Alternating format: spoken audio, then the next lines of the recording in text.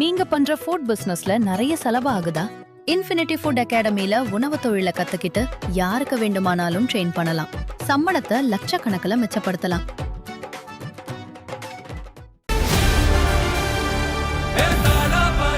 மக்களுக்கு நல்லது பண்றதுக்கு அரசியலுக்கு வாங்கடா, கொள்ளை அடிக்கிறது கொலை பண்றதுக்கு அரசியலுக்கு.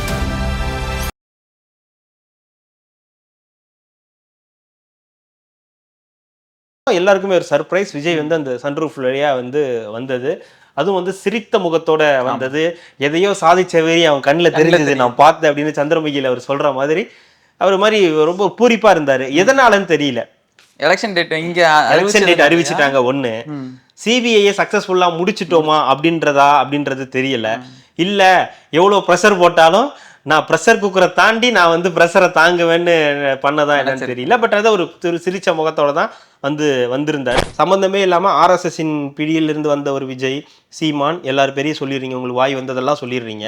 அப்புறம் என்ன சொல்றீங்க, பிஜேபி கூட்டணிக்கு விஜய் போகக்கூடாது, அது அவருடைய வாழ்க்கையை அஸ்தமனமாகும்னா அப்போ உங்கள்கிட்டயே ஒரு பிரச்சனை இருக்கு. அப்போ நீங்களா ஒரு கருத்தை உருவாக்கிடுறீங்க. ரஜினி ஃபேன்ஸ் ஆமா, அது ஜெயிலர் 2க்கு வெயிட் பண்ணுவாங்க. ஜெயிலர் 2கா தாவேகாக்கு எதிர்ப்பா பிரச்சாரம் பண்ண போறாங்களாம், ஓட்டு போடாதீங்கன்னு. தலைவர் தப்பா பேசிட்டு நீங்க எப்படி ஆட்சியில் உட்காந்துருவீங்களா, நான் யாருன்னு இப்ப காட்டுறேன் அப்படின்னு இறங்கியிருக்காங்க. 75 வருஷ கட்சி திமுக, அவங்கள பிடிச்சி கிளின்னு கிழிச்சிக்கிட்டு இருக்கு தாவேகா பாய்ஸ். தாவேகா ஒரு பக்கம், பாய்ஸ் ஒரு பக்கம்.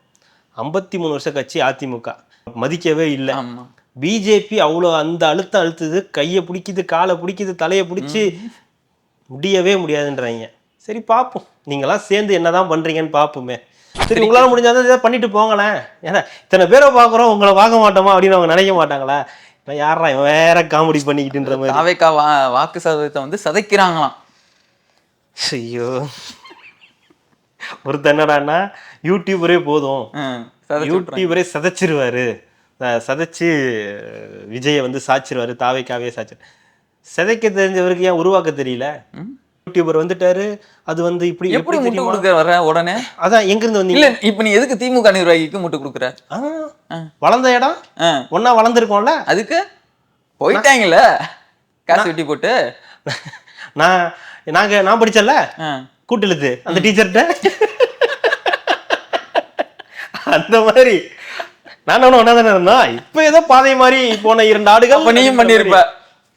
Government school students educational tour ஜாப்பனீஸ்ல வேற பேசுறாங்க. How our chief minister Stalin sir. யார் இது வரைக்கும் அங்கே போயிருக்காங்கன்றது கேள்வி சொல்லுங்க, கமெண்ட்ல போட சொல்லுங்க. இது மாதிரி ஜப்பானுக்கு எங்க போயிருக்காங்க? ஏண்டா பச்சா போயின்னு உனக்கே தெரியும். 207 பள்ளிகள் மூடல். அரசு பள்ளியில எப்படி அப்படின்னாங்க, அதை தாண்டா நானும் கேட்கிறேன். அரசு பள்ளியில எப்படி? நான் சொல்றேனே, இன்னும் 3 வீடியோ தான், வெயிட் பண்ணுங்க. ஏன் அவசரப்படுறீங்க?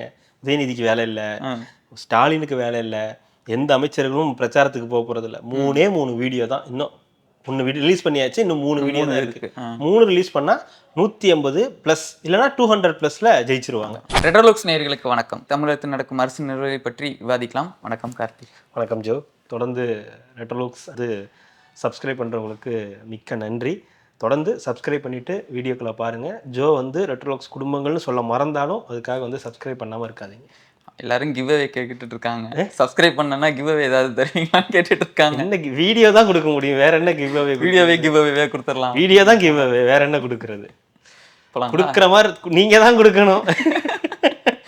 யாரோ ஒருத்தர் 40 ரூபா பே பண்ணியிருந்தாரு, பார்த்தேன். இந்த தேங்க்ஸ், சூப்பர் தேங்க்ஸ். ஆமாம், சூப்பர் தேங்க்ஸ்ல 40 ரூபீஸ் பே பண்ணியிருந்தாரு. மிக்க நன்றிகள். அப்படியே ஒரு 140 ரூபா வந்துச்சுன்னா 140 வரட்டும், வந்தா சந்தோஷமா. அதை பார்த்தோம், கிளம்பிட்டாரு டெல்லியிலேருந்து.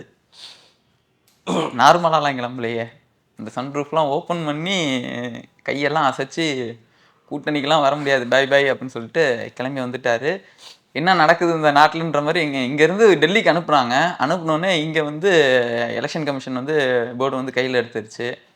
நாளைக்கு ஜனநாயகன் திருப்பி மேல் அந்த விசாரணை, தணிக்கை விசாரணை நடக்குதுன்ட்டு என்ன நடக்குது? டெல்லிக்கு போனதுக்கு முன்னாடி நடந்த சம்பவங்கள், என்டிஏக்கு போறார், 45 இடங்கள், துணை முதல்வர், பவன் கல்யாண் பேசிட்டாரு, சந்திரபாபு நாயுடு பேசிட்டாரு, சிரஞ்சீவியே வந்து வாட்ஸ்அப் மெசேஜ் பண்ணிட்டாரு அப்படின்னு என்னெல்லாம் முடியுமோ எல்லாமே வந்து சொல்லியாச்சு. இதில் வந்து சில உண்மைகள் இருக்குது. பவன் கல்யாண் இதெல்லாம் நமக்கு எக்ஸாக்டாக தெரியல. பட் அவரை கேட்டால் அவர் தந்தியில் என்ன சொல்லியிருக்காரு, இல்லைன்னு சொல்லியிருக்காரு. பட் ஆனால் பேசியிருப்பாங்க அப்படின்றது உண்மை. பேசாமல் சத்தியமாக இருந்திருக்க மாட்டாங்க, வாய்ப்பே கிடையாது. கண்டிப்பாக பேசியிருப்பாங்க. திரைமறைவில் அது நடக்க தான் செய்யும் அரசியலில். ஆனால் அது வந்து வெளிப்படையாக சில விஷயங்களை வந்து ஆமான்லாம் வந்து சொல்ல முடியாது. ஸோ அதனால் அந்த வாய்ப்புகள் வந்து நடந்திருக்கும், இல்லைன்னா சொல்ல முடியாது. ஸோ திரைமறைவில் அதெல்லாம் நடந்திருக்கு, அதிக வாய்ப்புகள் இருந்திருக்கு, நடந்தது உண்மைதான்.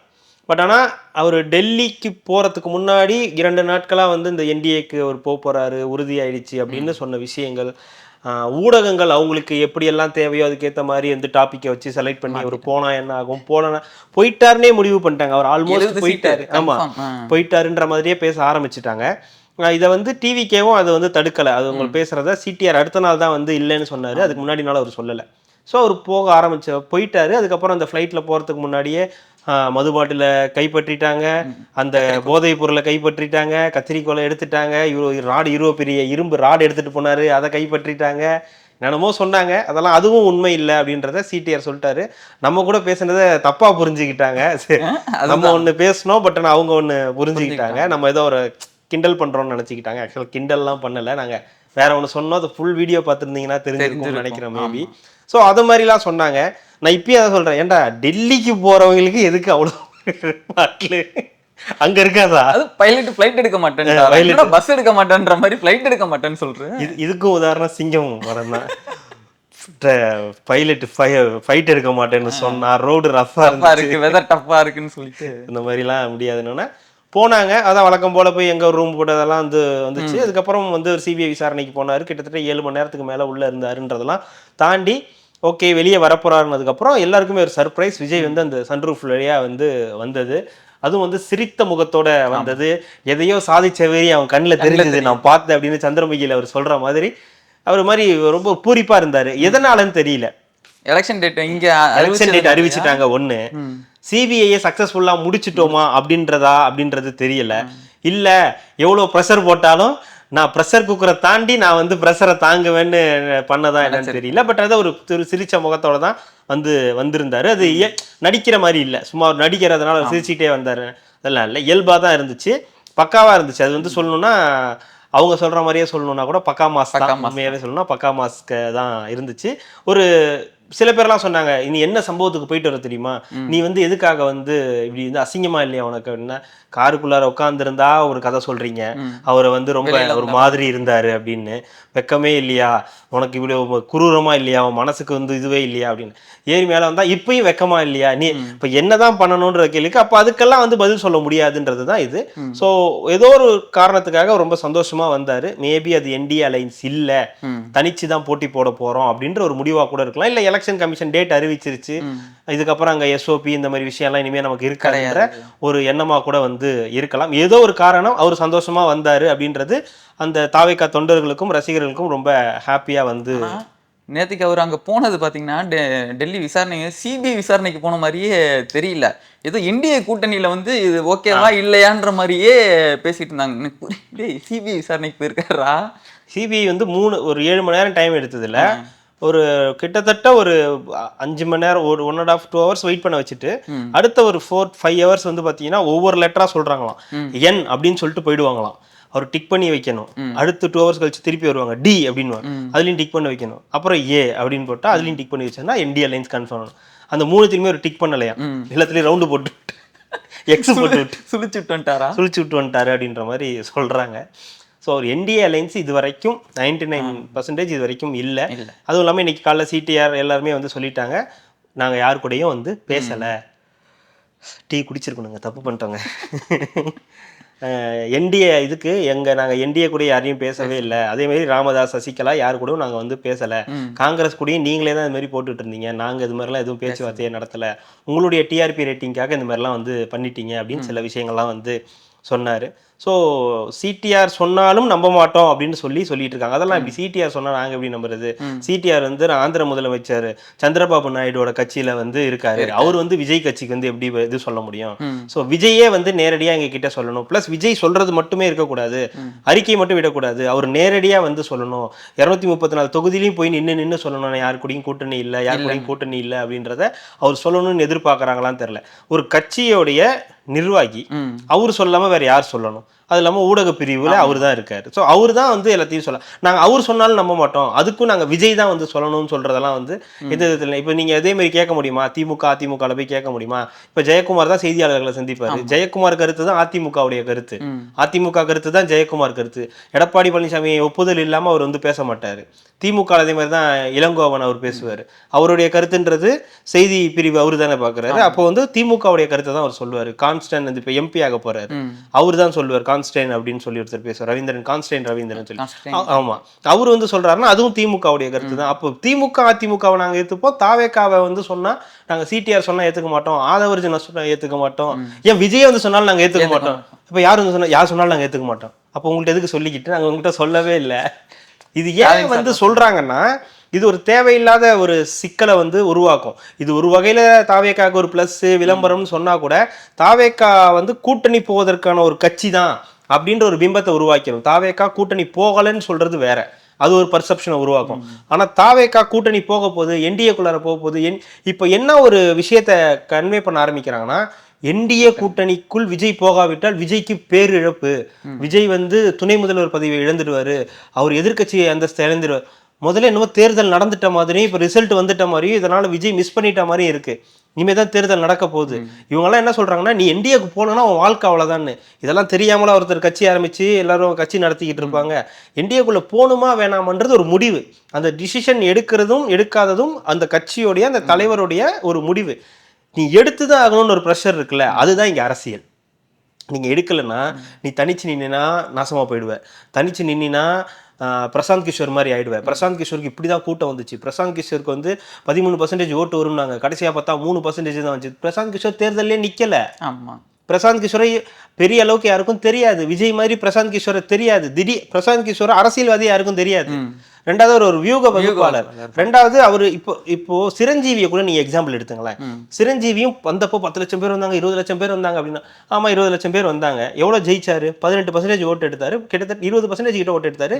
18 எம்எல்ஏ ஜெயிச்சாரு.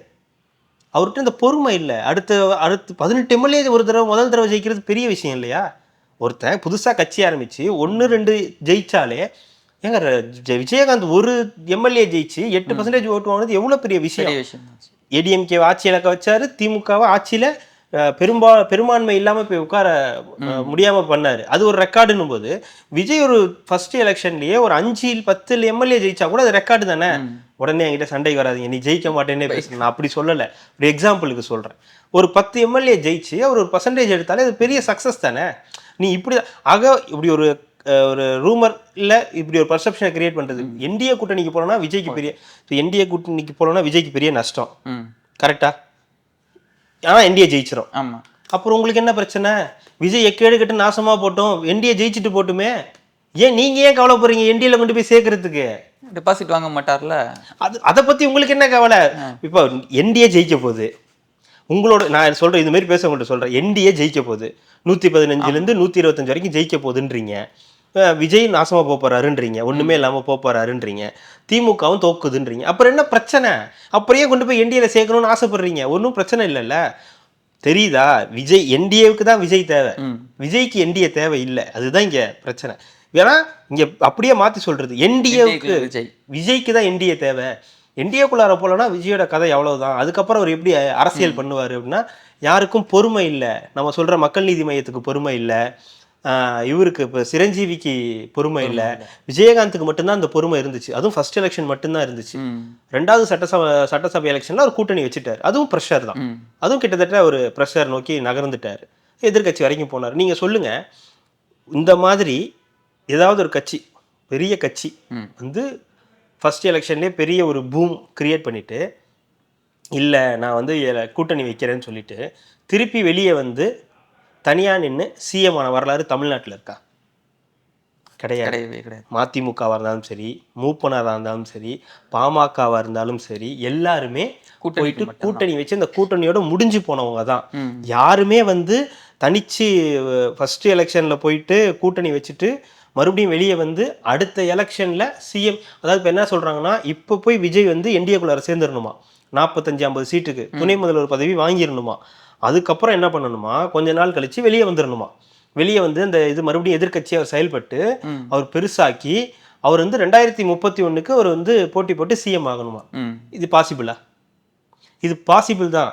ஆனா ஃபர்ஸ்ட் டைம் உள்ள போனாலே மக்கள் என்ன முடிவு பண்ணுவாங்க, கூட்டணிக்குன்னு தான், கூட்டணின்ற மைண்ட் செட்டுக்கு போயிட்டாலே முடிஞ்சிருச்சுன்னு தான் பார்ப்பாங்க. அப்போ இது விஜய்க்கு எதிரான ஒரு வலையா தான் நான் வந்து பார்க்குறேன். விஜய் இப்போ ஒரு போட்டி பண்ணணும்னு நினைக்கிறாரு. இது அடுத்தடுத்த எலெக்ஷன்ல அவர் முடிவு பண்ணட்டும், இது நம்மளால முடியும் முடியாதுன்றது அவங்க, அதாவது புதுசா ஒரு கட்சி எமர்ஜ் ஆகிறதே வந்து தடுக்கிற மாதிரியான ஒரு பர்செப்ஷன் தான். பட் இந்த பர்செப்ஷன்ல இருந்து எப்படியெல்லாம் வெளியே வராங்கன்றத அடுத்தடுத்த இதுல தான் வந்து தெரியும். ஆமா, ஜனநாயகன் ஆல்ரெடி பிரச்சனைகள் போயிட்டு இருக்கு. நம்ம கூட கம்மிங் ஜூன் நம்ம கொடுத்துருக்காங்க, நம்மளும் போடுறோம். பட் வரட்டும், தெரியல நாளைக்கு யாருக்கும் வயிற்று வலி வராமல் இருக்கணும். முன்னாடியே ரிலீஸ் தெரியல, அது பண்ணா கூட 2 வாரம் ஆகும் அந்த இது வரதுக்கு, அந்த சர்டிஃபிகேட் வரதுக்கு 2 வீக்ஸ்க்குள்ள ஆகும். ஸோ அதுக்கப்புறம் படம் எப்படி 40 நாள் இருக்குது இல்ல, கரெக்டா இருக்கு. அப்போ அந்த டைம்ல ஒருவேளை ரிலீஸ் ஆச்சு ஏப்ரல் அந்த இதுக்குள்ள ரிலீஸ் ஆச்சுன்னா ஆகலாம், இல்லைன்னா மே. எலெக்ஷனுக்கு முன்னாடி இந்த படம் ரிலீஸ் ஆயிடுச்சுன்னா இது ஒரு இம்பாக்ட் வந்து கிரியேட் பண்ணலாம். அது ஏற்படக்கூடாதுன்றது தான். ஸோ தெரியல என்ன பண்ணுவோம். நாளைக்கு யாருக்கும் வயிற்று வலி வராமல் இருந்தால் சந்தோஷம். அது வரைக்கும் நம்ம பொறுத்திருந்து பார்ப்போம். அது இல்லாமல் நாளை மறுநாள் மாமல்லபுரத்தில் இஃப்தார் நோன்பு திறக்கிறாரு. ஏன் மாமல்லபுரத்தில் போய் பண்ணுறாங்கன்னு தெரியல. லாஸ்ட் டைம் இங்கே வந்திருந்தாரு மசூதிக்கு. ஸோ அந்த மாதிரியே வச்சுருந்துருக்கலாம். ஸோ இப்போ எதாவது எஸ்ஓபி அதெல்லாம் எதுவுமே உங்களுக்கு இல்லை. ஸோ நீங்கள் பர்மிஷன் கேட்டு தாராளமாக பண்ணலாம். பட் மாமல்லபுரத்தில் வச்சுருக்காங்க, என்ன ரீசன்னு தெரியல, நடந்துக்கிட்டு இருக்கு. நீ தொடர்ந்து பயணங்கள்லாம் போக ஆரம்பிச்சிருவாங்களா? அது இன்னும் திட்டம்லாம் எதுவும் சொல்லல. புதுச்சேரி எலெக்ஷனுக்கு புதுச்சேரிக்கு வேட்பாளர்கள் நேர்காணல் அது சீக்கிரம் அறிவிக்க போறாரு. அங்கேயும் தனிச்சு தான் நிற்கிறாங்க போல. என்ஆர் காங்கிரஸும் அங்கே ஒத்து வரல, பிஜேபி அங்கே விடுற மாதிரி தெரியல. ஸோ அங்கேயும் கிட்டத்தட்ட தனிச்சு நிற்கிற மாதிரி தான் வந்து இருக்கும்னு நினைக்கிறேன். தனித்து தான் போட்டி, கிட்டத்தட்ட அப்படிதான் தனித்து போட்டியா தான் வாய்ப்பு இருக்கு. ஸோ அதையும் அங்கேயும் தனித்தே களம் காணப்படுறதுக்கு இருக்கும். அடுத்தது திருமாவளவன் அவர்கள் நண்பர் விஜய் ஏன் அப்படி முன்னுக்கு பின் முரணா பேசுறாருன்னு தெரியல. அவர் தான் சில காலத்துக்கு முன்னாடி ஆர்எஸ்எஸ் இந்த மாதிரி நடிகர்களை அனுப்பி வைத்து திராவிட முன்னேற்ற கழகத்தை ஒழிக்க பார்க்கிறது, அழிக்க பார்க்கிறது அப்படின்னாங்க. இப்போ பார்த்தா திடீர்னு சம்மந்தமே இல்லாமல் பிஜேபியுடன் விஜய் வந்து கூட்டணி வைக்க, நண்பர் விஜய் பிஜேபியுடன் கூட்டணி வைக்க மாட்டாருன்னா புரியல. ஆர்எஸ்எஸ்ல கைப்பிடியில் இருக்கிறதுன்னு சொன்னது நீங்க தான், இப்போ விஜய் பிஜேபி கூட்டணிக்கு போகக்கூடாதுன்னு சொல்றது நீங்க தான். அப்போ எது உண்மை? விஜய் பிஜேபியோட ஆளா இல்லையா? அதுல முதல்ல ஒரு கிளாரிட்டியோட நீங்க முதல்ல வாங்க. சம்மந்தமே இல்லாமல் ஆர்எஸ்எஸ்ஸின் பிடியிலிருந்து வந்த ஒரு விஜய், சீமான் எல்லாரும் பெரிய சொல்லிடுறீங்க, உங்களுக்கு வாய் வந்ததெல்லாம் சொல்லிடுறீங்க. அப்புறம் என்ன சொல்றீங்க, பிஜேபி கூட்டணிக்கு விஜய் போகக்கூடாது, அது அவருடைய வாழ்க்கையை அஸ்தமனம் ஆகும்னா அப்போ உங்கள்கிட்டே ஒரு பிரச்சனை இருக்கு. அப்போ நீங்களா ஒரு கருத்தை உருவாக்கிடுறீங்க. ஆர்எஸ்எஸ் பிஜேபி ஸ்டைல்ல சொல்லணும்னா அரசியல், ஆமா அரசியல், அவ்வளவுதான் சொல்லுங்க. அரசியல் தான். ஆனா நீங்க அதுல ப்ராப்பரா பண்ணணும்ல. இது திமுக வந்து திட்டிருக்காரு, திமுக காரனா அதுவா இதுவான்னு சொல்லி நிறைய திட்டிருக்காரு, பேசியிருக்காரு. இப்ப சமீப காலத்துல அவர் நான் இப்ப சொல்றேன்ல உங்களுக்கு, விஜய் பிஜேபி வந்து விஜய கடுமையா டார்கெட் பண்றாங்க. ஒண்ணு கூட்டணிக்கு வா, இல்ல ஏதாவது ஒண்ணு பண்ணு அப்படின்ற மாதிரி பண்றாங்க. அப்ப எப்படி ஒரு ஆர்எஸ்எஸ் உடைய பின்னணியில இருந்து வர முடியும்? உடனே இவங்க என்ன சொல்றாங்க, அதாவது அவங்க அப்படிதான் ஒரு நரேட்டிவ் பண்ணுவாங்க அவங்களுக்குள்ளார அடிச்சுக்கிற மாதிரி. அது எப்படி அது பாசிபிள்? விஜய் வந்து இந்த இது ஒரு முடிவு எடுக்கிறாரு, நீ எங்க கூட வந்தே ஆகணும்னு. இவ்வளவு பிரச்சனைகள் ஓப்பனா நடக்குது, ஜனநாயகன்ல இருந்து சிபிஐல இருந்து எல்லாமே ஓப்பனா நடக்குது. ஸோ அப்படி இருக்கும்போது விஜய் வந்து ஆர்எஸ்எஸ் உடைய பின்னணி அப்படின்னு சொல்லும்போது அப்ப திரும்பவே இன்னைக்கு உடச்சிட்டாரு. அதை நேத்து அவர் ஆர்எஸ்எஸ் பின்னணியில இல்ல, அதுக்கு கிடையாதுங்க. எப்படி காங்கிரஸ் ஒரு பிட்டு போட்டு அதிகமா சீட் வாங்குச்சோ அதே மாதிரி நம்மளும் இப்பயே ஒரு பிட்டை போட்டு வைப்போம். நண்பர் விஜய் தான், நண்பர் விஜய் அதெல்லாம் கரெக்ட் தானே. போக மாட்டாங்க, வரமாட்டாங்க யாரும். பேரம் பேசுறதுக்கு இப்ப நீங்க சொன்ன மாதிரிதான் அவங்க எல்லாம் அந்த மாதிரி பேசுனாங்களே, விஜய் வச்சு என்கிட்ட சீட்டு கேட்டாங்கல்ல, நீங்களும் அந்த மாதிரி புரிஞ்சுக்குங்க. அது காங்கிரஸ் மேலிட தலைமைன்னு ஒண்ணு இருக்கு, அவங்க பேசுறாங்க. அதனால அந்த பேரம் இதெல்லாம் வந்து வரலாம். இங்க வந்து இங்க இதுக்கு தலைமையே கிடையாது, இவர் மட்டும் தானே தலைமை, இவருக்கு கீழே உள்ளவங்க தானே இருப்பாங்க. அப்ப இவர் தான் நேரடியா அவரோட பிரதர் கூட ஸ்டாலின் அவர்கள் கூட வந்து நல்ல இணக்கமா தானே இருக்காரு. அப்புறம் என்ன பஞ்சாயத்து? ஒரு பஞ்சாயத்தும் கிடையாது. ஆனா பிரதர் எவ்வளவு கேட்டாலும் கொடுக்க மாட்டாரு. பிரதர்கிட்ட போய் நீங்க கேசலாம், நல்லா சிரிச்சு சிரிச்சு பேசலாம், பெரியார் புத்தகத்தை கொடுக்கலாம், அவர் வந்து உங்களுக்கு ஒரு கார்ல் மார்க்ஸ் புத்தகத்தை வந்து கொடுக்கலாம், நீங்க அந்த புக்கை அங்கேயே வச்சுட்டு வந்துடலாம், சால்வைகள் போட்டுக்கலாம், அதெல்லாம் வேற. தொகுதியா பெரிய பிரதருக்கு கேட்கும்போது- கொடுக்குற வார்னிங் இது. ஆ? சின்ன பிரதர் எனக்கு ஒருத்தர் இருக்காரு, பார்த்து இருந்துக்கோங்க பிரதர்னு பெரிய பிரதருக்கு கொடுக்குற வார்னிங் இது. நீ மட்டும்தான் போவ, ஆ. உங்ககிட்ட இருக்கிற 4 என்கிட்டயே தான் இருக்கும்.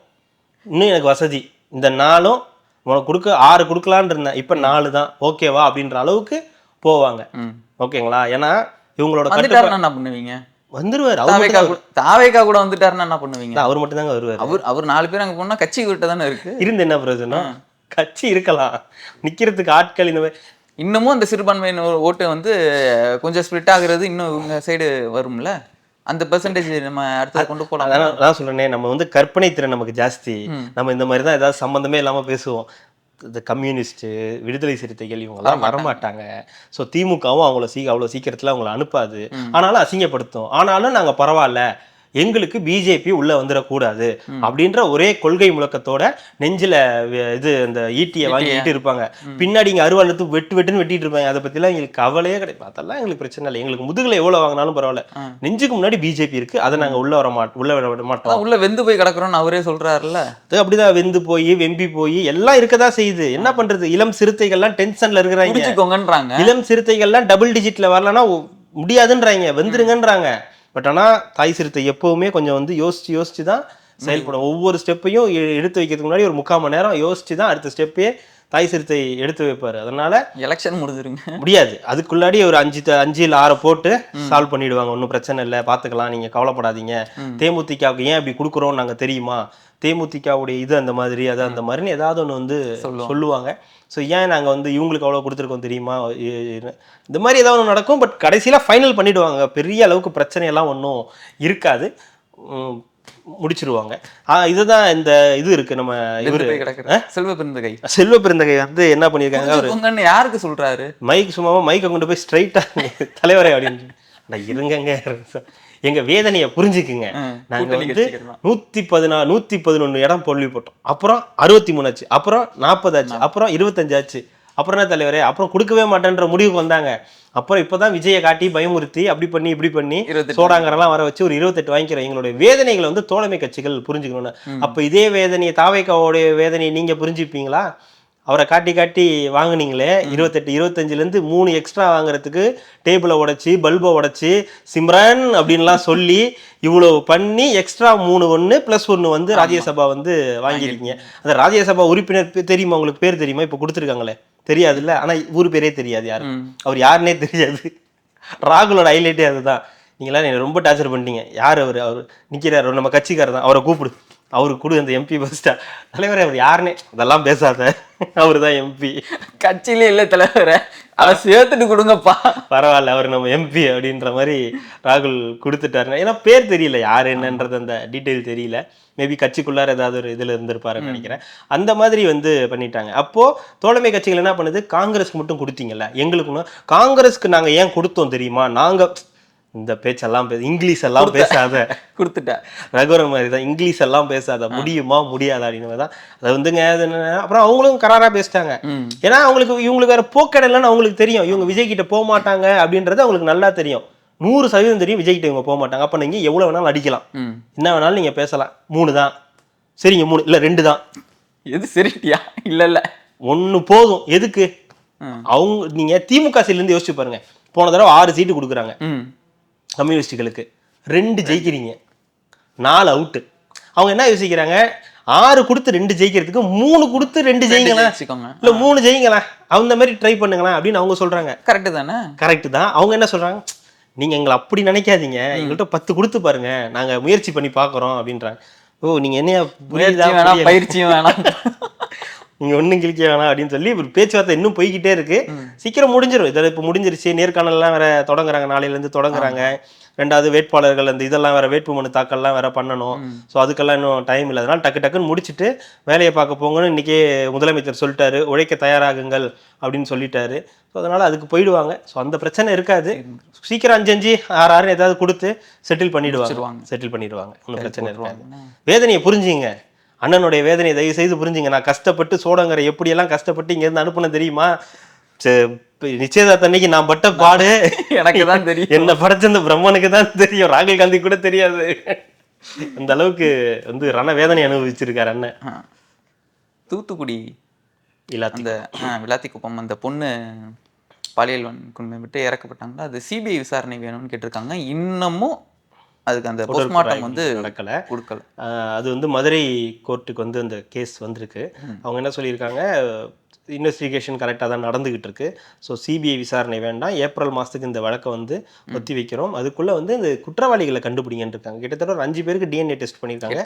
அதில் ஒருத்தனை வந்து கிட்டத்தட்ட அவன் தான் குற்றவாளின்ற மாதிரி ஐடென்டிஃபை பண்ணுறாங்க.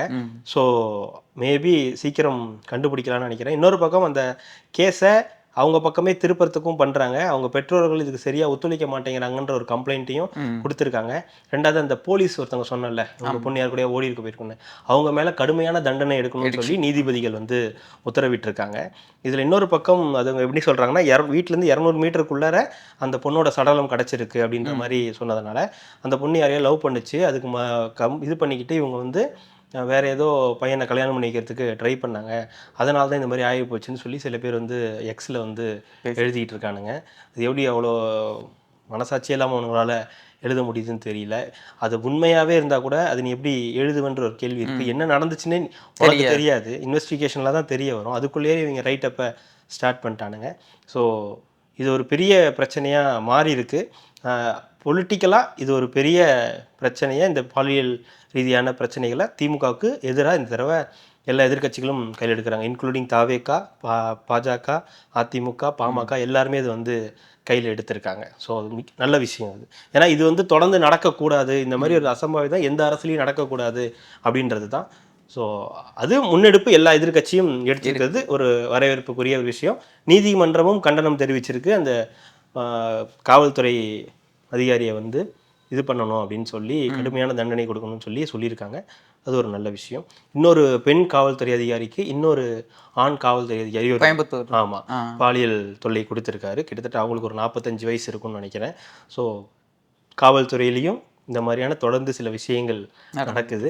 சேலத்தில் இன்னைக்கு காலையில் 66 வயது மூதாட்டிக்கு பாலியல் ரீதியான துன்புறுத்தல் கொடுக்க முயற்சி பண்ணியிருக்காங்க. அதையும் வந்து இன்னைக்கு எல்லாருமே எல்லா எதிர்க்கட்சிகளும் எடுத்து போட்டிருக்காங்க. ஸோ தொடர்ந்து பாலியல் குற்றங்கள்னு ஏகப்பட்ட பிரச்சனைகள்.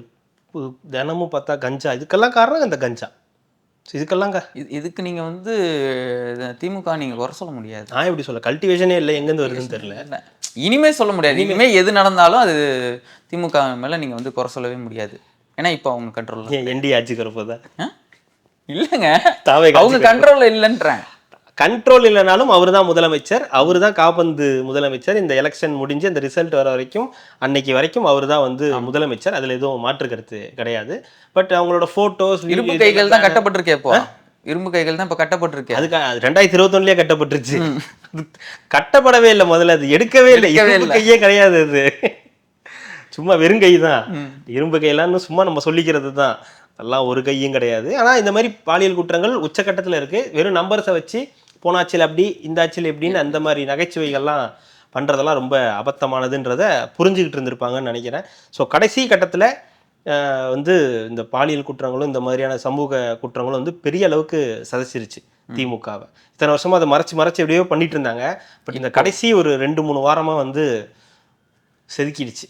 எல்லார் மனசுலயும் ஒரு பெரிய அளவு இருக்கும். இல்லை, பெரிய அளவுக்கு நம்ம இதுலேயே பார்க்குறோம், எனக்கும் பொண்ணு இருக்குன்றதுக்குள்ள நடக்குது. இப்போ பேசிக்கிட்டே இருப்போம், இப்போ நம்ம பேசி முடிச்சோன்னு போய் பார்த்தா ஒரு பாலியல் பொண்ணு இருக்கும்.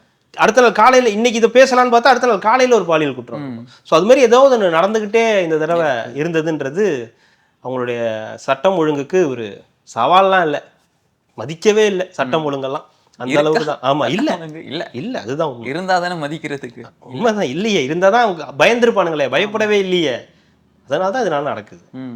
ரஜினி ஃபேன்ஸ் ஆமா, அது ஜெயிலர் 2க்கு வெயிட் பண்ணுவாங்க. ஜெயிலர் 2க்கா தாவேகாக்கு எதிர்ப்பா வந்து பிரச்சாரம் பண்ண போறாங்களாம், ஓட்டு போடாதீங்கன்னு. தலைவரை வந்து தப்பா பேசிட்டு நீங்க எப்படி ஆட்சியில் உட்காந்துருவீங்களா, நான் யாருன்னு இப்ப காட்டுறேன் அப்படின்னு இறங்கியிருக்காங்க. 75 வருஷ கட்சி திமுக, அவங்கள பிடிச்சி கிளின்னு கிழிச்சிக்கிட்டு இருக்கு தாவேகா பாய்ஸ். தாவேகா ஒரு பக்கம், பாய்ஸ் ஒரு பக்கம். 53 வருஷ கட்சி அதிமுக, அவங்கள நீ ஒண்ணுமே கிடையாது, ஓரம் போ, நீ களத்திலேயே பண்ணாலும் விஜய். அவங்கள விஜயை வந்து அவங்க அதிமுக அந்த அடி அடிச்சப்ப கூட இவங்கள டச் பண்ணாதீங்க விட்டுருங்கன்ட்டாங்க, அவங்க மதிக்கவே இல்லை. பிஜேபி அவ்வளோ அந்த அழுத்தம் அழுத்துது, கையை பிடிக்குது, காலை பிடிக்குது, தலையை பிடிச்சி முடியவே முடியாதுன்றாங்க. புதுசு பாய்ஸ் என்ன அப்படி நினைச்சிட்டீங்க? எவ்வளவு பவர்ஃபுல்லான மேன் அவரு. நான் தான் அன்னைக்கே சொன்னேனே, தலைவன் மட்டும் ஒரு பெக்க போட்டுட்டு போன் எடுத்து யார்ட்டையாவது பேசினாருன்னா பேச வேண்டியதானே. நீங்க இந்த படம் பார்த்துருக்கீங்கல்ல, ஆண்டவன் கட்டளை. ஆமா, இருக்க வேண்டியது தானே, அவ்வளவு பெரிய இருக்குன்னா நீங்க உங்க ஊர்லயே இருக்க வேண்டியதானே, வர வேண்டியதானே. என்ன பண்ண போறாங்க இப்போ? அவ்வளவு உங்களுக்கு இத தாவேக்கா எப்படி எதிர்கொள்ளுங்க? அததான், உங்களுக்கு அவ்வளவு பவர் இருக்குன்னா நீங்க அரசியலுக்கு வர வேண்டியதானே, வந்து சமாளிக்க வேண்டியதானே. முடியலல்ல. உங்களுக்கு ஒரு பவர் இருக்கு, அதெல்லாம் ரைட்டு, உங்களுக்கு ஒரு ஃபேன்ஸ் இருக்காங்க, அதெல்லாம் ஓகே. பட் நாங்கள் நினைச்சோன்னா யாரையும் ஓட்டு போட, அதெல்லாம் அப்படியெல்லாம் யாரையும் பண்ணிட முடியாது. அப்படிலாம் நீங்கள் பண்ணணும்னா 2006 பாபாலாம் நீங்கள் சப்போர்ட் பண்ணீங்க இல்லையா, அதெல்லாம் ஜெயிச்சிருந்துருக்கணும். பாமக வந்து உங்களை என்னெல்லாம் பண்ணுச்சு, பாபா படத்துக்கு என்ன நடந்துச்சுன்றது வட மாவட்டங்களில் போய் கேளுங்க, அது தெரியும். கதை கதையாக சொல்லுவாங்க என்ன நடந்துச்சுன்றதெல்லாம். கொடுத்த 3 மந்திரத்துல 2 வச்சுட்டு 1 இங்கே ஏதாவது வச்சிருந்தா கூட ஏதோ வாய்ப்பு இருக்கு. அந்த மாதிரி ரஜினி ரசிகர்கள்லாம் வந்து சும்மா அவங்க வந்து இது கொடுப்பாங்க, இந்த லெட்டர் கொடுப்பாங்க, அதெல்லாம் ஓகே. அதெல்லாம் என்ன பண்ணிட முடியும்? என்ன நீங்க ஒரு பொலிட்டிக்கலா ஒரு தைரியமா ஒரு ஆள் முன்னாடி வந்துட்டாரு, நான் வரேன் அப்படின்னு சொல்லி உன்னோட கேரியர்ல இருக்கும்போதே, படம் நடிச்சுக்கிட்டு இருக்கும்போதே, ஒரு மார்க்கெட் நல்லா இருக்கும்போதே, ஏன்னா உச்சத்துல இருக்குன்னு சொன்னா கோவம் வரும் அவங்களுக்கு. இன்னமும் அவர் தானே உச்சத்துல இருக்காரு, சூப்பர் ஸ்டார் தானே உச்சத்துல இருக்காரு, அதனால அவரு உச்சத்துல இருக்காரு, விஜய் உச்சத்துல இருக்கான்னு சொன்னா கோவம் வரும். ஸோ மார்க்கெட்ல நல்ல நிலைமையில இருக்கும்போதே, ஒரு படம் வியாபாரம் ஆகும்போதே அவர் வந்துட்டார். ஸோ அப்படி வந்த ஒரு நபர் அவர் கூட இருக்கிற ஏதாவது ஒன்று சொன்னா அதுக்கு அவர் உடனே மன்னிப்பு கேட்கணும். அவருக்கு எதிராக நாங்கள் செயல்பட்டுட்டு போங்க, உங்க தலைவர்கிட்ட போய் ஆசீர்வாதம் வாங்குங்க, தலைவரை நாங்க போர்க்குடி தூக்கிக்கிட்டு போறோம் ஆதவர்ஜுனாக்கு எதிராக அப்படின்னு உங்களை போங்கன்னு சொல்லிட்டு அவர் கிளம்பி போயிட்டு. ஆதரவு கொடுப்பாரா? யாரு? வீட்டுல கூட அனுமதி கொடுக்க தலைவர் இல்ல திமுக ஆதரவு கொடுப்பாரான்னு கேக்குறேன். தானே கொடுப்பாங்க, அவர் கொடுக்க மாட்டாருங்க. அவர் ரசிகர்கள் எல்லாரும் இல்ல ரஜினி அந்த மாதிரி வேலையெல்லாம் ஈடுபட மாட்டாரு. அவர் எப்பவோ ஒதுங்கிட்டாரு. அவர் டீசெண்டா நான் வரலன்னு ஒதுங்கிட்டாரு. அதோட நம்மளும் முடிச்சிடலாம். அது நமக்கு அவரு மேல எந்த பிரச்சனையும் கிடையாது. அவர் வரலன்ட்டாரு, ரைட்டு போங்க, விட்டாச்சு, முடிஞ்சிருச்சு. உங்களை நீங்க நம்பி ஏமாத்திட்டீங்க, வரைக்கும் வந்தவங்க எல்லாரும் போனவங்க சுகர் பேஷண்ட் எல்லாம் ஓகே, போய் தொலைட்டு விட்டுருங்க, அது பிரச்சனை இல்லை. இப்ப நீங்க உங்க ஃபேன்ஸ்ன்னு சொல்லி சில பேர் இப்படி பேசிட்டு இருக்காங்க. இதுக்கு அவர் என்ன பண்ண, இதுக்கு எதுவும் பண்ண மாட்டாரு. அவர் விழுப்பா, அவங்க ஏதோ பேசிட்டு போறாங்க விழுப்பா அப்படின்னு தான் போவாரே தவிர மற்றபடிலாம் ஒன்றும் இவங்க சொல்ற மாதிரி இந்த பில்டப்லாம் ஒன்றும் கிடையாது. அவராது டீசெண்டா, உண்மையாவே டீசெண்டா இவங்க தான் பிடிச்சி கிளறி கண்டது இல்லைங்க. இந்த டீம் எல்லாம் யாரோ கிளப்பி விட்டுருக்காங்க. எவ்வளவு பேர் கிளிகிளியும் கிழிச்சிருக்காங்க. இன்னைங்க யூடியூபர்லாம் என்ன பேச்சு பேசியிருக்காரு, அப்பெல்லாம் நீங்க பொங்கிருக்கீங்களா? எவ்வளவு கேவலமா மேடையில ஆதவர்ஜுனா சொன்னது மன வலிமை கிடையாதுன்னு சொன்னாரு, அவ்வளவுதானே, மத்தபடி ஒன்னும் சொல்லல. உடனே இன்னைக்கு நயினார் நாகேந்திரன் பொங்கிட்டாரு. அது நடந்து 1 வாரம் ஆச்சு, இன்னைக்கு பொங்கிட்டு இருக்காரு. என்னன்னு தெரியல, சம்பந்தமே எல்லாம் பத்தி. திடீர்னு இப்ப ரஜினியை பிடிச்சிருக்காங்க, எங்க இருந்து தெரியல. ரஜினி எப்படிங்க, ரஜினியோட ஃபேன்ஸ் எல்லாம் வரலன்ட்டார்ல, கூட்டணிக்கு பேச்சுவார்த்தையும் அது ஓகே, அது பிரச்சனை. திடீர்னு அக்ரெசிவ் ஆயிட்டாங்க பாருங்க ரஜினி ஃபேன்ஸ். ரஜினி எல்லாம் எவ்வளவு பெரிய மாமனிதர் சார். இது நடந்து 1 வாரம் ஆச்சு சார், நீங்க எங்க போயிருந்தீங்க? நீங்க அமைதியா இருங்க, ரஜினி ஃபேன்ஸ் டென்ஷன் பண்ணி என்ன மணிவண்ணன் சொல்றதா ஏனையா கொஞ்சம் கூட அர்த்தம் இல்லாம பேசிக்கிட்டு இருக்கு. 1 வாரத்துக்கு முன்னாடி நடந்த சம்பவத்தை எடுத்து இப்ப பேசி அதுக்கு அது எதோ தூண்டி விடுறாங்க, நல்லா தெரியுது. அப்படியே அவங்க அவங்களா ஓனாவே பண்றாங்கன்னு வச்சுப்போமே. உங்களால முடிஞ்சது பண்ணிக்கோங்க, அவ்வளவுதான். வேற என்ன சொல்ல முடியும்? உங்களால முடிஞ்சது ஒரு 500 ஓட்டை கம்மி பண்ண முடியுமா, இல்ல 1000 ஓட்டை கம்மி பண்ண முடியுமா? சரி பண்ணிட்டு போங்களேன். ஏற்கனவே 4 முனை ஏற்கனவே 4 முனை போட்டி வேற, இல்ல ரஜினி ஃபேன்ஸ் போட்டி வேறயா? எதுக்குங்க ரஜினி ஃபேன்ஸ் ஓட்டு போட மாட்டாங்களாம், அஜித் ஃபேன்ஸ் ஓட்டு போட மாட்டாங்களாம், கமல் ஃபேன்ஸ், சிவகார்த்திகேயன் ஃபேன்ஸ் ஓட்டு போட மாட்டாங்களாம், கமல் இல்ல வேண்டாம் ஓகே, இவங்கெல்லாம் எல்லாரும் ஓட்டு போட மாட்டாங்களாம், விஜய்க்கு ஓட்டே விழாதான். சரி பாப்போம், நீங்களாம் சேர்ந்து என்னதான் பண்றீங்கன்னு பாப்போமே. அதாவது மக்கள் வேற ஏதோ ஒன்று கிளப்பி விட்டுட்டு இருந்தாங்க. எத்தனை வருஷமா அவர் நடிச்சுக்கிட்டு இருக்காரு? யாரு? விஜய் அவர்கள் ஒரு 30-33 வருஷம் 35 வருஷமா நடிச்சுக்கிட்டு நீ வந்த இடத்த சிவகார்த்திகேயன் இப்பவே கொண்டு ரீச் பண்ணிட்டாரு பத்தியா? ரஜினி அரசியலுக்கு வர போறேன்னு சொன்னப்ப இப்படிதான் விஜயை தூக்கிட்டு வந்தாங்க. நீங்க இவ்வளவு நாள் பண்ண விஷயத்த விஜய் இப்பவே பண்ணிட்டாரு, அவருக்கு இருக்கிற ஃபேன்ஸ் எப்படி தெரியுமா, ஃபாலோயிங் எப்படி தெரியுமா, மாஸ் பண்ணுவாங்க தெரியுமா, கிளாஸ் பண்ணுவாங்க தெரியுமான்னாங்க. இப்ப விஜய் அரசியலுக்கு வந்தோடனே ரஜினியை பிடிச்சிக்கிட்டாங்க. அவர் எவ்வளவு பெரிய மனிதர் தெரியுமா, பின்னாடி பார்த்தா அசிங்கமா பேசின வீடியோ எல்லாம் வருது. இவ்வளவு பெரிய மனிதர் தெரியுமா, பச்சையா திட்டி இருக்கானுங்க மனிதரை. அப்படியே சரி இந்த சைடு சிவகார்த்திகேயனுக்கு வந்தா சிவகார்த்திகேயன்லாம் ஒரு ஆளாங்க விஜய் முன்னாடி அப்படின்றாங்க. இப்போ போய் பார்த்தா சிவகார்த்திகேயன் டாப் ரேஞ்சுக்கு போயிட்டு இருக்காருங்க. இப்பவே அவருக்கு வந்து 300 கோடி சம்பளமா இந்த படத்துக்கு, சேயோன் படத்துக்குன்னா. டேய் படத்தோட பட்ஜெட்டே 150 கோடி தான்றாங்க, நீங்க என்ன 300 கோடி சம்பளம்ன்றீங்க. அடுத்து வருவாங்க. இப்போ பாருங்க சேயோன் படத்துக்கு இப்போ பண்ணுவாங்க பாருங்க பில்டப்பு. ஸோ விஜய் இது எல்லாம் தெரிஞ்சுதாங்க வந்திருக்காரு. இந்த மாதிரிலாம் எல்லாமே நடக்கும். அடுத்து நமக்கு வந்து எதிராக சிவகார்த்திகேயனை வந்து உருவாக்குறதுக்கு பெருசாக பில்டப் பண்ணுவாங்க. முடிஞ்சு போன கதையெல்லாம் இப்போ ரஜினி இதெல்லாம் எடுத்துகிட்டு வருவாங்க அப்படின்லாம் எல்லாமே பேசுவாங்க. பட் அதெல்லாம் வேற. தனியாக நான் வரேன், களத்துக்கு வரேன்னு முடிவு பண்ணி ஒருத்தர் வராருல்ல, வந்து எதிர்க்கிறாருல்ல, அதுதான் விஷயம். அவரும் வந்து அடுத்தடுத்த தேர்தலில் திமுக எதிர்த்துட்டு அதிமுக கூட கூட்டணி போனால் கூட யாரும் பேச மாட்டாங்க. திமுக கூட கூட்டணிக்கு போனால் தான் பிரச்சனை. ஸோ அந்த அளவில் இன்னைக்கு தேதிக்கு வரைக்கும் விஜய் அதை கரெக்டாக பண்ணிக்கிட்டு இருக்காரு. ஸோ இந்த எலெக்ஷனில் அவர் தனிச்சு தான் கிட்டத்தட்ட நிற்க போறாருன்றதை நம்ம நம்புறோம். நம்ம 2 இல்லை தனிச்சு தான் நிற்கிறாங்க, இது வரைக்கும் நிற்கிறாங்க. இந்த இல்லை 30ஆம் தேதி வரைக்கும் டைம் இருக்குது, அதுக்காக சொல்கிறேன். அது வரைக்கும் ஏதாவது ட்ரை பண்ணிக்கிட்டே இருப்பாங்க. தினம் ஏதாவது ஒன்று நடக்கும். என்ன சொல்கிறீங்க, வரீங்களா, பாருங்க 50 லட்சம் தரோம், 60 லட்சம் தரோம், உங்களால் செலவு பண்ண முடியாது அப்படி இப்படின்னு நடக்க தான் செய்யும். ஸோ அந்த 30ஆம் தேதி வரைக்கும் இவங்க கொஞ்சம் சூதானமாக தான், விஜய் டீம் சூதானமாக இருக்கணும். ஏன்னா கூட இருக்கிறவங்களே கூட நிறைய பேர் வந்து சம்டைம்ஸ் குழப்பி விடுறதுக்கான வந்து வாய்ப்புகள் இருக்குது. ஸோ அந்த வகையில் பார்த்தா ரஜினி, கமல் இவங்களெல்லாம் விட விஜய் பெட்டர் தான். இந்த வரைக்கும் அவர் பெட்டராக தான் இருக்கார். ஸோ இந்த ஃபேன்ஸ் எல்லாம் அதையும் கணக்கிலே சேர்த்துக்க முடியாதுங்க. இல்லை ஒரு பேச்சுக்கு சொல்கிறேன். இப்போ விஜய் இப்போ ரஜினி ஃபேன்ஸ் எல்லாம் சேர்ந்து நாங்கள் அப்படியே தோக்கொடுத்து முடிஞ்சால் பண்ணிட்டு போங்க, அதனால என்ன இருக்குது. ரஜினியே சந்தோஷப்படுவார், நம்ம வர முடியாத இடத்துக்கு ஒருத்தர் வந்திருக்காரு எதிர்க்கிறாருன்னு நினைச்சு. பாராட்டெல்லாம் கொடுத்தாங்களா? பாராட்டெல்லாம் கொடுக்க மாட்டாங்க. இல்ல இவர் கட்சி ஆரம்பிக்கும் போது அதெல்லாம் யாரும் பண்ண மாட்டாங்க. பட் ஏதோ ஒரு தீபாவளி டைம் ஏதோ சொன்னார், அவருடைய மீட்டிங் பெரிய சக்ஸஸ் வாழ்த்துக்கள் அப்படின்னு சொன்னார். ஸோ ரஜினிக்கெல்லாம் அந்த கோவம்லாம் இருக்காதுங்க, அதெல்லாம் முடிஞ்சு போயிருக்கு. அதெல்லாம் இருக்கலாம், சின்ன சின்னதாக வருத்தங்கள் இருக்கலாம், ஏதாவது இந்த காக்கா கழுகு கதையை வச்சு ஏதாவது வருத்தங்கள் இருக்கலாமே தவிர இந்த பொலிட்டிக்கலாக வச்சு அவருக்கு தெரிஞ்சு இது இல்லை. ஆதவர்ஜனாவும் அதை கொஞ்சம் இதுவாக பண்ணியிருந்திருக்கலாம். பட் ஆனால் அவர் ஒன்றும் தப்பாக சொல்லலை. இப்பயும் நான் சொல்கிறேன், அவர் தப்பாக சொல்லலை. அவர் சொன்னது வேற, நீங்கள் சொல்கிறது வேற, அவ்வளோதான். சரி உங்களால் முடிஞ்சாதான் இதை பண்ணிட்டு போங்களேன். ஏன்னா இத்தனை பேரை பார்க்குறோம், உங்களை பார்க்க மாட்டோமா அப்படின்னு அவங்க நினைக்க மாட்டாங்களா? இப்போ யாரா இவன் வேற காமெடி பண்ணிக்கிட்டுன்ற மாதிரி தாவேக்கா வாக்கு சதவீதத்தை வந்து சதைக்கிறாங்களாம். ஐயோ, ஒரு தன்னடான்னா யூடியூபரே போதும், யூடியூபரே சதைச்சிருவாரு, சதைச்சு விஜயை வந்து சாச்சிருவாரு, தாவேக்காவே சாச்சிரு. சிதைக்க தெரிஞ்சவருக்கு ஏன் உருவாக்க தெரியல? சிதைக்க தெரிஞ்ச உனக்கு உன் கட்சியை கொண்டு போய் பெரிய அளவுக்கு ஏன் விதைக்க தெரியல?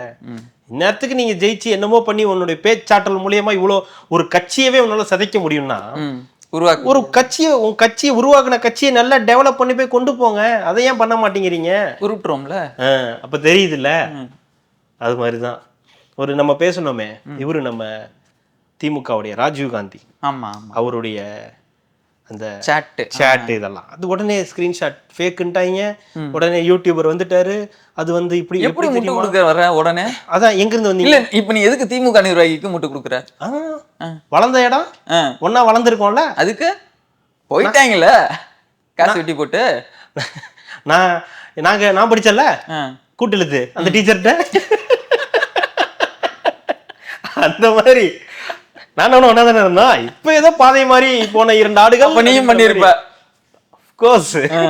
இல்ல சொல்றேன், உனக்கு அந்த கட்சிக்கு சம்மந்தம் கிடையாதுன்ற உடனே அந்த கட்சியில இதுக்கே நீங்க விளக்கம் கொடுக்குறீங்களா? 1154 எப்படி வந்துச்சு? இப்ப எப்படி 600 போஸ்ட் வந்திருக்கு? அப்போ வந்து அவரோட இது இதெல்லாம் தெரியுதுல்ல உங்களுக்கு. அப்போ இன்னொருத்தனை பத்தி பேசும்போது அந்த அறிவு இருக்கணும்ல. இன்னொருத்தனை பத்தி இப்படி நம்ம பேசுறோமே, இந்த எந்த டீட்டெயிலுமே இல்லாம பேசுறோமே, மதுபாட்டில் எடுத்துட்டு போனாங்கன்னு சொன்னோடனே அதை பத்தி பேசுறோமே அப்படின்ற அறிவு கொஞ்சமாவது உங்களுக்கு இருக்கணும்ல. அப்ப அந்த அறிவு இருக்க மாட்டேங்குது. ஒரு நடிகையோட கல்யாணத்துக்கு போயிட்டானா உடனே விட்டு கிளிக்கிறீங்கல்ல. அப்பெல்லாம் வராத அந்த டைம் ஃப்ரேமு, அந்த இதை செக் பண்றது, இதெல்லாம் உங்களுக்கு நோன வருது, உங்க ரத்தம் நோன வந்துருது இல்ல. அது உனக்கு ஏன் வருது? உனக்கு நியாயப்படி வரவே கூடாது, நீ நியாயப்படி கிழிச்சிருக்கணும். தெரியுது இல்ல, அதுதான் அது மாதிரிதான் இருக்கும். இப்ப தெரியுதா நீ யாருன்னு? அதனாலதான் இன்னமும் ஒண்ணும் ஜெயிக்காம அப்படியே உட்காந்துருக்காங்க. எல்லாம் தெரிஞ்சனாலதான் அந்த 8% புடுங்க நல்லா இருக்குங்க. நீங்க கவலையே படாங்க, நிறைய புடுங்கிட்டு போயிடும். எனக்கு அதை நினைச்சாதாங்க, அந்த 8% நினைச்சாதாங்க எனக்கு வயிறுலாம் எரியுது. கவலைப்படாதீங்க, போயிடும். 8 எல்லாம் வராது. வீடியோ ரிலீஸ் பண்ணியிருக்காங்க. என்ன வீடியோவா? நீங்க நினைக்கிற மாதிரி வீடியோலாம் நான் எதுவும் நினைக்கலங்க. திமுக நிர்வாகிங்க வீடியோவும் கிடையாது, சாட் மட்டும் தான் வந்திருக்கு, வீடியோலாம் எதுவும் இன்னும் வரல. இது வேற வீடியோ, வெயிட் பண்ணிட்டு இருக்கேன். திமுக சார்பில், அரசு சார்பில் ரிலீஸ் பண்ணியிருக்காங்க வீடியோ. ஓ, இது அரசே ரிலீஸ் பண்ணுதா அப்படின்னு கேட்கக்கூடாது. படிப்பு விஷயமா வந்து ரிலீஸ் பண்ணியிருக்காங்க. அன்பில் மகேஷ் அவர்களோட இதுன்னு நினைக்கிறேன், ஐடி. அவர் ஐடி. ஓ, அவர் தனியா ஐடி வச்சிருக்காரா? எல்லாருமே தனித்தனியா ஐடி வச்சிருக்காங்க. Self promotion. கவர்மெண்டோட அந்த ஆடு. Why not speak in Hindi? இவங்களுக்கு ஹிந்தி தெரியாதா? क्या प्रॉब्लम? என்ன பிரச்சனை? ஹிந்தி தெரியாம எங்கே கேட்ட எப்படி உங்களுக்கு வேலை கிடைக்கும்? कैसे? Konnichiwa. Konnichiwa. Konnichiwa. Okoshi itadaki arigatou gozaimasu. 日本語はどうやってわかりますか? Sir, our Tamil Nadu government sent us to Japan for an educational tour.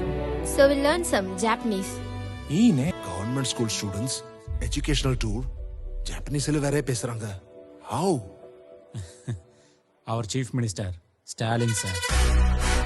அந்த பசங்க ஒரு கவர்மெண்ட் ஸ்கூலில் இருக்கக்கூடிய பசங்களுக்கு வந்து இந்த ஜப்பான்ல இருந்தோ எங்க இருந்தோ வர ஒரு டெல்லியிலேருந்து ஒருத்தர் வராரு, ஹிந்தியில் பேசுறாரு. ஹிந்தியில் பேசினோட யாருக்கும் வந்து புரியலை. உடனே அந்த உங்களுக்கெல்லாம் அந்த ஒரு பயங்கரமான ஒரு ஆக்டர் வந்து சொல்றாரு, அவர் வந்து சார் அவங்களுக்கு ஹிந்தி தெரியாது சார் அப்படின்னு சொல்றாரு. இல்லை எங்களுக்கு ஹிந்தி தெரியாது, ஹிந்தி தெரியலன்னா எப்படி உங்களாலாம் வாழ முடியும் வைக்க முடியும் அப்படின்றாரு. உடனே அந்த ஒரு பொண்ணு எழுந்துருச்சு, அந்த ஜாப்பனீஸ் இதில் பேசுகிறோம், உங்களுக்கு எப்படி ஜாப்பனீஸ் தெரியும், நாங்கள் இந்த மாதிரி முதலமைச்சர் எங்களை வந்து அனுப்புனாரு, அதை அனுப்பும்போது எங்களுக்கு ஜாப்பனீஸ் நான் ஓரளவுக்கு கற்றுக்கிட்டோம் அப்படின்னு அப்புறம் இன்னொரு பையன் பேசுகிறான்ற மாதிரி அந்த வீடியோ வந்து இருக்குது. ஸோ தமிழ்நாட்டுடைய கல்வி எப்படி இருக்குது ஏதா இருக்குன்ற மாதிரி வந்து வருது. எனக்கு இந்த வீடியோ போட்டது கூட எனக்கு பிரச்சனை இல்லை, ஓகே நீங்கள் வச்சுக்கோங்க, ஏதோ ஒன்று பண்ணுறீங்கன்னு கூட விட்டுருவோம். எனக்கு கான்செப்டே தப்புன்னு தோணுச்சு. இல்லை தப்பு தான், முதல்ல எடுத்ததே தப்பு தான். இல்லை அதில் சொல்லும்போது அந்த செந்தில்வேல் அதை வந்து போட்டிருந்தார், எக்ஸில் போட்டிருந்தார், இந்த மாதிரி 4 வீடியோ இருக்குன்னா போதும் தேர்தலில் திமுக வெற்றி பெற்றுன்னு. நான் நினச்சேன் இது ஒன்று போட்டீங்க, இன்னும் ஒரு 3 மட்டும் போட்டு எல்லாரும் அவங்க வீட்டிலே இருந்துருங்க, யாரும் பிரச்சாரம் பண்ண வேண்டாம், எதுவும் பண்ண வேண்டாம், இந்த வீடியோ மட்டும் தினமும் போட்டுக்கிட்டு விட்டுருங்க, நீங்களே வந்து வெற்றி பெற்றலாம் அப்படின்னு. எவ்வளோ அபத்தமாக இருக்குது பாருங்களேன். அதாவது ஹிந்தி எதிர்ப்பை வந்து இவங்க வந்து உருவாக்குறதா வந்து சொல்கிறாங்க. அதுக்கு ஜாப்பனீஸை வந்து பேசினாங்க, சைனீஸ் பேசினாங்க, ஃப்ரெஞ்சு பேசினாங்க அப்படின்றது. ஸோ நீங்கள் எப்போ டூர் அனுப்புனீங்க, எப்போ இதெல்லாம் நடந்துச்சு, எங்கே கூட்டு போனீங்க, எந்த ஜாப்பனீஸ் நகரத்துக்கு இந்த மாணவர்கள் போனாங்க அப்படின்ற பல கேள்விகள் இருக்கு. ரெண்டாவது தமிழ்லையே வந்து பார்த்தீங்கன்னா இங்கே இருக்கக்கூடிய நிறைய பேருக்கு தமிழ் தெரியலை, தமிழில் எழுத படிக்க வரலை, நிறைய பேருக்கு தமிழ் சரியாக எழுத வரமாட்டேங்குது, ஸ்பெல்லிங் மிஸ்டேக் இல்லாமல் எழுத வரமாட்டேங்குது. நம்மலாம் பரவாயில்லைங்க, இப்போ இருக்கிற ஸ்கூல் பசங்களுக்கு நிறைய பேர்கிட்ட போய் கேட்டால் தமிழில் நிறைய விஷயங்கள் தெரியலை, தமிழில் ப்ராப்பராக எழுத வரலைன்ற பெரிய இதெல்லாம் இருக்குது. அப்படி இருக்கும்போது இந்த மாதிரி விளம்பரம் போட்டு இதை மாதிரி இன்னொரு 4 விளம்பரம் போட்டால் திமுக வெற்றி பெற்றுன்னு சொல்கிறதெல்லாம் ஒரு அரசியல் விமர்சகர் பண்ணுற வேலையா இது? அறிவார்ந்த தமிழ் சமூகம் பண்ணுற வேலையா இது? திமுக காரருங்க அதுதான் திமுகவுடைய அரசியல் விமர்சகருங்க அவர் பண்ணுற வேலையா இதுன்ற மாதிரி வந்து இருக்கு. ஸோ இந்த மாதிரி இன்னொரு 3 வீடியோ போட்டு என்ஜாய் பண்ண போகிறாங்கன்னு நினைக்கிறேன். சிலிர்த்துருச்சுங்க. அது ஒரு டைலாக் ஒன்று வரும், அவர் தமிழ்நாடு சிஎம் கே ஸ்டாலின் அப்படின்னோடனே ஸ்டாலினோட ஃபோட்டோ அந்த இதெல்லாமே வீடியோலாம் வரும்போது அப்படி சிலிர்த்துருச்சு ஒரு மாதிரி இருக்கும்ல. இவர் தான் நம்ம சிஎம், உங்களுக்கு தெரிஞ்சதுனா சொல்லுங்க. எனக்கு எதுவும் தெரியாதுப்பா, உங்களுக்கு தெரிஞ்சதுன்னா மோட்டிவ்ஸ் இருந்தா சொல்லுங்க. மோட்டிவேஷன் என்ன மோட்டிவ்ஸ் அவரு நல்ல வேலை அவனுங்க அங்கே போயிட்டு சிறகடிப்போம் அப்படின்னு சொல்லாம விட்டானுங்களே, அவங்களோட ஃபேமஸ் டைலாக் தான், சிறகடிப்போம் நம்ம இப்போ சிறகடிப்போம் அப்படின்வானுங்க. அந்த மாதிரி எதுவும் சிஎம்கிட்ட போய் சொல்லாமல் இருந்த வரைக்கும் சந்தோஷம் தான். ஒரு மீம் ஒன்று, எங்க இதை திருக்குறளுக்கு சொல்லு, பதிலுக்கு அமரி திருக்குறள் நீங்க சொல்லுங்க, நான் எங்க போவேன், திருக்குறள் சொல்லுப்பா சிஎம் சார் நீங்க ஒரு திருக்குறள் சொல்லுங்க அவன் சொன்னானா எப்படி சொல்லிடுறேன், சொல்லலாம், அகர முதல்ல சொல்லிடலாம். புக்குக்கெல்லாம் எழுதியிருக்காரு, திருக்குறள் தெரியாதுங்களா? ரொம்ப அண்டர்ஸ்டிமேட் பண்ணுவாங்க. எவ்வளோ புக்கு ஒரு நாளைக்கு எவ்வளோ பேர் பெரியார் புக்கு கொடுக்குறாங்க, திருக்குறள் கொடுக்குறாங்க, எவ்வளோ பேர் எவ்வளோ பெரிய பெரிய புக்கெல்லாம் எல்லா புக்லையும் முதல்ல புதுசாவே இருக்கு படிக்கிறது. கொடுத்தாலும் சரி வாங்கினாலும் சரி அந்த புக் எப்போ ஃப்ரெஷ்ஷாவே இருக்கு. அப்பதான் இன்னொருத்தர் கொடுக்க முடியும். நம்ம இந்த பொண்ணாட போத்துற கதை தான். எவனாவது அது பிரோஜனமும் இருக்காது, நம்மளுக்கு யாராவது ஒருத்தர் போட்டான்னா அது நம்ம வேற எவனுக்காவது போட வந்துருங்களா, அந்த கதை தான். நல்லா இருக்கு. இந்த மாதிரி பண்ற விஷயங்கள்லாம் வந்து நல்லா இருக்கு, ஃபன்னா இருக்கு. பார்ப்போம். ஸோ இந்த மாதிரி இன்னும் 3 வீடியோ தான்.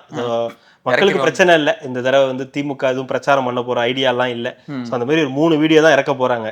ஸோ அதுலயே ஜெயிக்கலாம்ன்ற ஒரு முடிவுக்கு வந்து வந்துட்டாங்க. ஸோ பெரிய அளவுக்கு வந்து பிரச்சாரம் இருக்காது. என்டிஏவும் தாவேகா மட்டும்தான் இந்த தடவை பிரச்சாரம் பண்ண போறாங்க. திமுக கேளுங்க, கவர்மெண்ட் ஸ்கூல் படிக்கிற பசங்க யார் இது வரைக்கும் அங்கே போயிருக்காங்கன்றது கேள்வி சொல்லுங்க, கமெண்ட்ல போட சொல்லுங்க. இது மாதிரி ஜப்பானுக்கு எங்கே போயிருக்காங்க, ஏண்டா பச்சா போயின்னு உனக்கே தெரியும். 207 பள்ளிகள் மூடல். அரசு பள்ளியில எப்படி அப்படின்னாங்க, அதை தாண்டா நானும் கேட்குறேன். அரசு பள்ளியில எப்படி நான் சொல்றேனே, இன்னும் 3 வீடியோ தான். வெயிட் பண்ணுங்க, ஏன் அவசரப்படுறீங்க? உதயநிதிக்கு வேலை இல்லை, ஸ்டாலினுக்கு வேலை இல்லை, எந்த அமைச்சர்களும் பிரச்சாரத்துக்கு போக போறது இல்லை. 3 வீடியோ தான். இன்னும் 1 வீடியோ ரிலீஸ் பண்ணியாச்சு, இன்னும் 3 வீடியோ தான் இருக்கு. 3 ரிலீஸ் பண்ணா 180+ இல்லைன்னா 200+ல ஜெயிச்சிருவாங்க. அப்படி சொல்லுங்க. என்ன 180 இல்ல சொல்றேன், 200+, 200+ல உறுதியா ஜெயிச்சிருவாங்க. ஸோ பெரிய அளவுக்கு இந்த செலவு பண்ண தேவையில்லை. ஸோ அமைச்சர்களும் சந்தோஷமா இருக்கலாம், எம்எல்ஏ நிக்கிறவங்களாம் சந்தோஷமா இருக்கலாம். வீடியோலாம் செலவு பண்ண தேவையில்லை. 3 வீடியோ தரமான வீடியோவை ரிலீஸ் பண்ணுங்க, போதுமானது. ஏன்னா செந்தில் வேலையே சொல்லிட்டாரு, 3 வீடியோ இந்த மாதிரி ரிலீஸ் பண்ணா போதும். மாத்தி இவங்க 2 பேருமே டேக் பண்ணிக்கிறாங்களே, அதுதான் என்னன்னு தெரியல. இவர் அட்டாக் பண்றாரு, இவர் அட்டாக் பண்ணிக்கிறாங்க. அரசியல் விமர்சகர்ல அவர்கிட்ட சொன்னா எல்லாம் பெரிய அளவுக்கு ரீச் ஆகும். அவரு பெரிய இது வச்சிருக்காரு. அப்படின்னா நிறைய இருக்கு, அரசியல் விமர்சகர் நிறைய பேர் இருக்காங்களே, எல்லாத்தையும் தானே பண்ணியிருக்கணும். அரசியல் அவர் திமுக அரசியல் விமர்சகர்ல, அரசியல் விமர்சகர்னு நிறைய பேர் இருக்காங்க. பட் அவர் மட்டும் தானே திமுக பேச்சாளராகவும் இருப்பாரு, அரசியல் விமர்சகராகவும் இருப்பாரு, மேடை பேச்சாளராகவும் இருப்பாரு, அட் த சேம் டைம் பத்திரிகையாளராகவும் செயல்படுவாருன்றது அவரால் மட்டும்தான் முடியுன்றதுனால அந்த டாஸ்க் அவர்கிட்ட கொடுத்துருக்காங்க. சொல்ல முடியாது, அந்த டாஸ்க்கை எழுதுனதே கூட அவரா இருக்கும், அந்த எழுதுனது கூட அவரா கூட இருக்கும். அதனாலதான் அந்த ஸ்கிரிப்ட் எழுதுனது கூட அவரா கூட இருக்கும். பிரம்மாண்டமா இருக்கு, பிரில்லியண்டா இருக்கு அப்படின்னு சொல்லி பண்ணிருப்பாங்க. நீங்களே எழுதி நீங்களே பெருமையா பேசிக்கிறது. என்ன இருக்கு. மதிமுகவோட தேர்தல் அறிக்கை வந்து நாளைக்கு ரிலீஸ் பண்றதா ஃபர்ஸ்ட்லன்னு சொல்லுங்க, சிரிக்காம சொல்லுங்க. ஏன் சிரிப்பு வருது உங்களுக்கு சொல்லும் போது? இல்ல, மதிமுகவுடைய தேர்தல் அறிக்கை நாளைக்கு ரிலீஸ், அவ்வளவுதானே இதுல விஷயம். அதுக்கே உங்களுக்கு 32 பல்லும் தெரியுது. 32 மட்டும்தான் இருக்கு. அதிமுகவுடைய தேர்தல் அறிக்கை நீங்க முதல் சிரிக்காம சொல்லுங்க. வாயால சிரிக்க முடியாது. நீங்க முதல் சிரிக்காம சொல்லுங்க. அதிமுக தேர்தல் அறிக்கையெல்லாம் ஒரு பக்கம் இருக்கட்டும். கொடுத்தது 4, அதுல உங்களுக்குன்னு கொடுத்தது 1, அதுல 3 எனக்கு. வடிவேலு இல்ல, வெற்றி கொடிக்கிட்டு படம் பார்த்திருப்பீங்க. ஆமா, பார்த்திபன் வடிவேலு இல்ல, பார்த்திபன் முரளியெல்லாம் நடிச்சதெல்லாம். அதுல சார்லி வரும், மறுபடியும் சார்லி தான். பார்த்துருக்கீங்கல்ல, சாப்பாடுலாம் போட்டு வீட்டுல இருந்து வருவது ஒரு எமோஷனலா சீன். அது ஒரு 10 ரூபா கிடைக்குமா அப்படின்னு சார்லி கேட்பாரு. 200 ரூபா எடுத்து ஊத்துன. 200 ரூபாயா? இதை நான் எதிர்பார்க்கவே இல்லை. அந்த ஏமாந்து போயிட்டு ஒரு சீட்டு கிடைக்குமா? 4 இதை நான் எதிர்பார்க்கவே இல்லை. கவலையே படாதீங்க, நாளைக்கு தேர்தல் அறிக்கையை ரெடி பண்ணி. அது என்ன ஷாக்குன்றீங்க? இரட்டை இலக்கே நம்ம இலக்குன்னு போனவர், அவருக்கு 4 கொடுத்தது அதுக்கு ஷாக்கா? 04 இரட்டை இலக்கம் இருக்கும். என்ன அது வாக்குறுதி எப்படி இருக்க போகுது, என்ன மாதிரி தாக்கத்தை? கண்டிப்பா இந்தியாவை முன்னேற்ற மாதிரியான வாக்குறுதிகளாக தான் இருக்கும். இந்தியாவை முன்னேற்றக்கூடிய வாக்குறுதிகள் கண்டிப்பா அதுல இடம்பெறும் அப்படின்றத நான் வந்து எதிர்பார்க்கிறேன். அதுல வந்து இந்த தண்ணி இதாகாம எவாப்லேட் ஆகாம அந்த இது ஒரு தெர்மோகோல் போட்டது அது இல்லைங்க, ஒரு செடி ஒன்று இருக்குமே, முள்ளு செடி, கருவேல மரம், அதெல்லாம் வெட்டணும். அது அவரோட இதுல எப்பவுமே இருக்கும், கருவேல மரங்களை வெட்டணும் அப்படின்னு சில விஷயங்கள் இருக்கும். அந்த குடி போதை அந்த மாதிரி விஷயங்களுக்கு எதிராக ஏதாவது இருக்கும்னு நினைக்கிறேன். அப்புறம் திமுகவை காப்பாத்துறது, மதிமுகவோட மெர்ஜ் பண்றது, அதே மாதிரி அறிவு தேர்தல் வாக்குறுதிகள்லாம் அதுல இருக்கும் அப்படின்றத நம்புறேன். ஸோ பார்ப்போம், நாளைக்கு தெரிஞ்சிடும் இந்த வாக்குறுதிகள் வந்து தமிழ்நாட்டோட அரசியல் எப்படி புரட்டி போட போகுது அப்படின்றத நாளைக்கு நம்ம வந்து தெரிஞ்சுக்கலாம். பேசுவீங்க ஏங்க, நாளைக்கு தமிழ்நாட்டு அரசியலே திருப்பி போட போகுது மதிமுகவுடைய அந்த வாக்குறுதிகள். என்ன ஆக போ அதையும் தம்சம் பண்ணிடுவாங்களே இந்த ஜனநாயகன்னு. ஏன்னா ஏதாவது ஒண்ணு பண்ணும்போது வாத்தியாரே கபில ராமனோட ஸ்பேரிங் போட்டுட்டு இருக்கான். அவனை இப்ப கூப்பிட்டீங்க அப்படின்ற மாதிரி இவர் பாட்டுக்கு நாங்களே இன்னும் வாக்குறுதி தேர்தல் வாக்குறுதி கொடுத்துறாரு. கொடுக்கல. யார் நீனு? அப்ப திமுகவோட வாக்கு. அதுதான் சொல்றேன், திமுக என்னடா நினைச்சிட்டு இருக்கீங்க நீங்க? இப்ப புரியுது. ஜனநாயகன் வந்து அந்த விஷயம் பூமாக கூடாதுன்றதுக்காக தான் களத்துல இறக்கி விடுறாங்க நம்ம ஐயாவை. இதுவே லைவ்ல வரல, கடைசியா கீழே தான் வந்துச்சு. ஸ்க்ரோல் பண்ணி பார்த்தப்பதான் கீழே வந்துச்சு. ஓ விடுறீங்களா? இந்த மாதிரி ஒண்ணு நடந்துகிட்டு இருக்கு. ஸோ பார்ப்போம் நாளைக்கு தமிழ்நாட்டோட புரட்டி போட போற அந்த வாக்குறுதிகள் என்னவா இருக்குன்றத நாளைக்கு வீடியோக்கள்ல பேசுறோம். கண்டிப்பா பேசுவோம். நன்றி கார்த்தி. மகிழ்ச்சி. மக்களுக்கு நல்லது பண்றதுக்கு அரசியலுக்கு வாங்கடா, கொள்ளை அடிக்கிறது கொலை பண்றதுக்கு அரசியல்